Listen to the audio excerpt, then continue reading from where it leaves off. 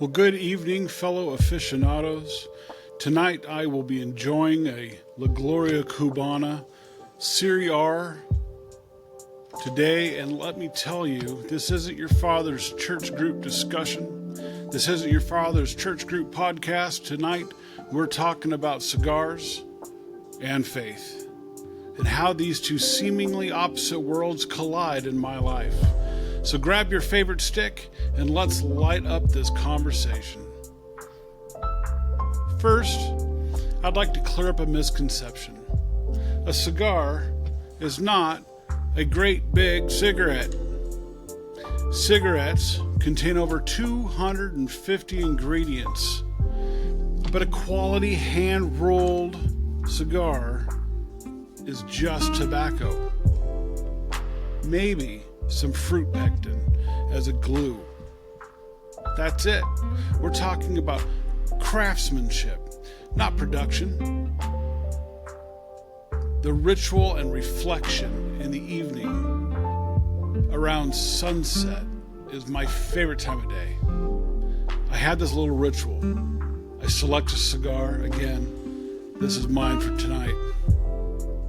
And sometimes based on my mood, sometimes they're based on what I need to contemplate. My wife calls it my prayer circle for one. And honestly, she's not entirely wrong. There's something almost sacred about the ritual, the careful cutting, the thoughtful lighting, and those first few meditative puffs. In a world that moves at light speed, cigars force you to slow down, to be present. And isn't that what prayer asks of us too? To be still and to know. We live in a world of microwave ovens and carry-out coffee and drive-through restaurants. Everyone's in such a hurry, rushing down the interstates, living life at breakneck speeds. But a good cigar, it demands contemplation. It requires the release of stress. It forces perspective. From seed to smoke, some cigars take 5 or 6 years to create. Speaking of which, I'll be having a review on some seed to smoke cigars that really do pretty well for us here around the Oasis. Whether we're working inside or working outside, sometimes you just need something really fast. Those seed to smokes, those will fit the bill as well.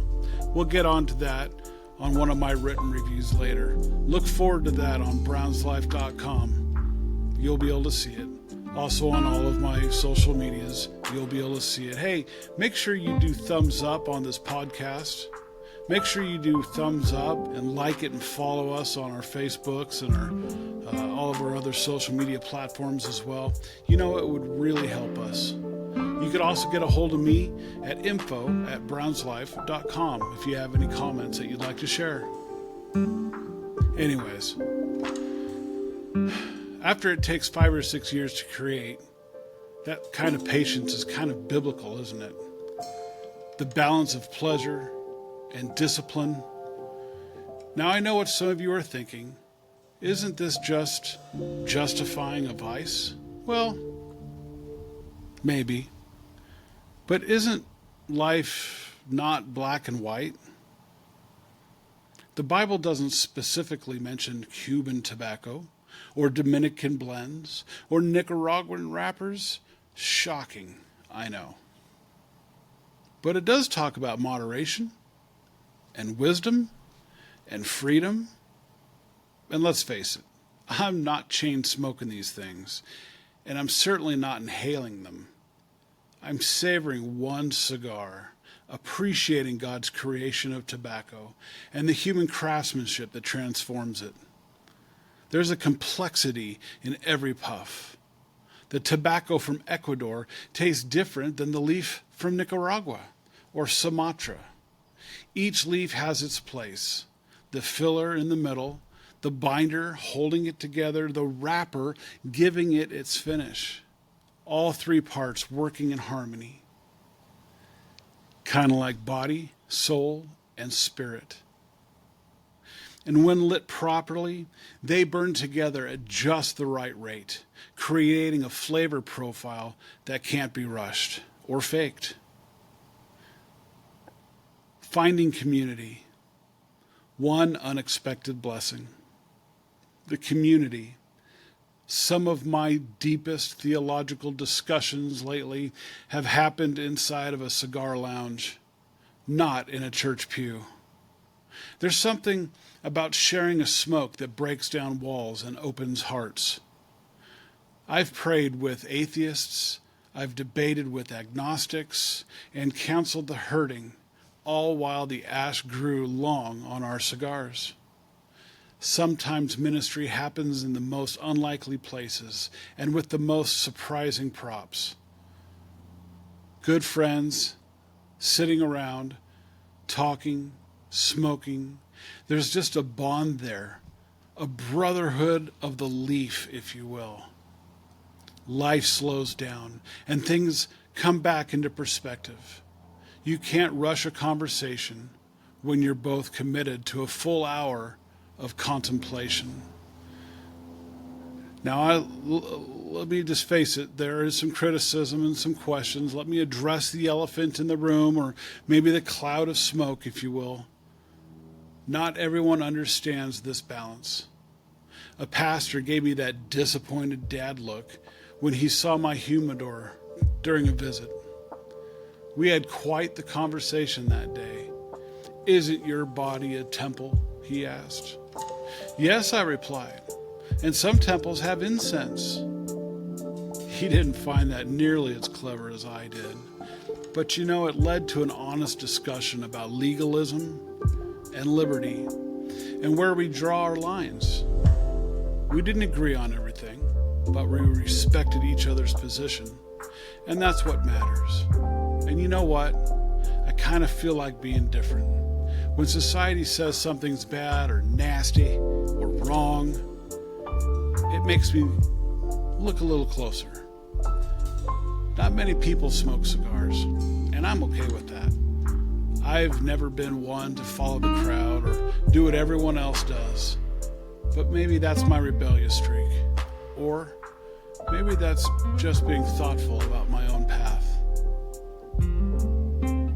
The next thing that people talk about is, what about the health considerations? Look, I'm not ignorant about health risks, and neither should you be. Moderation is key, and understanding your own limits. I get regular checkups, and I don't smoke when I'm sick, or when my kids or their friends or whatever's around. Being a good steward of your body doesn't mean living in a bubble. But it does mean making informed choices and accepting consequences. Here's my closing thought. At the end of the day, or more accurately, at the end of my cigar, I find myself grateful. Grateful for small pleasures, for moments of pause, for conversations with God and with others. My faith journey has room for good cigars and deep thoughts, and sometimes even doubts. It's not perfect, and neither am I. I think men need to be men. We need to slow down. We need to be thoughtful. We need to be careful. We need to quit living lives that are stamped out every single one by a machine in a factory. We need to step out of the pack and be contemplative. Cigars embody that spirit. So whether you're a daily smoker, an occasional enthusiast, or someone who's never touched tobacco, remember this. Grace is bigger than our habits, and God meets us where we are, even if that's on the back porch with a La Gloria Cubana, watching the sunset and wondering about eternity. Hey, thanks for listening, and whatever you're enjoying tonight as far as a cigar is concerned, may it be blessed. May you have a wonderful time. Again, would you take a minute and thumbs up this or subscribe or whatever needs to be done just to kind of help all the algorithms. They kind of don't like our posts if they deal with faith. They kind of don't like our posts if they deal with cigars. So we're always battling. It'd be helpful. I'd sure appreciate that. Always feel free to visit the website at brownslife.com. You can find me also doing commentary sometimes on Beyond the Humidor. A good friend of mine, Greg, runs that. And we just kind of go through this sometimes together. Give him a shout as well. Again, look forward to the next time. Sorry it was so long. We'll get back on a regular schedule here quite shortly. Thanks. Have a good night.